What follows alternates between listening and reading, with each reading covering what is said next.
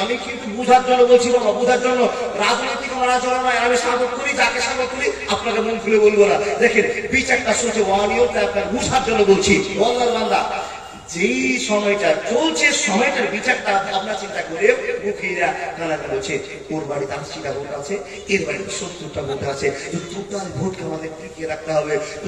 ভাবনা চিন্তা করে দেখা গেল হুট করে বলছে বাবা কার বাড়ির সামনে অ্যাক্সিডেন্ট হয়ে যাবে, বলে রহমানের বাড়ির সামনে অ্যাক্সিডেন্ট হয়েছে। রহমানের বাড়ির সামনে দেখা গেল বাবা খোঁজ করে ওখানে 1 কোটি মাটি ফেলা আছে। তো যেই মাটিটা ফেলা আছে রহমানের বাড়ির সামনে, ও রহমানদের কংগ্রেস, কি বললাম, কংগ্রেস। মন্ডল সাহেব মাথা মেরে বলছে বিমলা সাহেব খেলা জমে গেছে, বলে এদের 70টা ভোট ওই 70টা ভোটকে টিকে রাখার জন্য সব দোষ চাপিয়ে দেয় কংগ্রেসের উপরে। তার মানে আব্দুর রহমানের খবর দাও, আব্দুর রহমান এসছে, ভাই তুমি কেন রাস্তায় মাটিতে রাখতে পেরে যাবো, এটা রাস্তা সরকারের রাস্তা, কত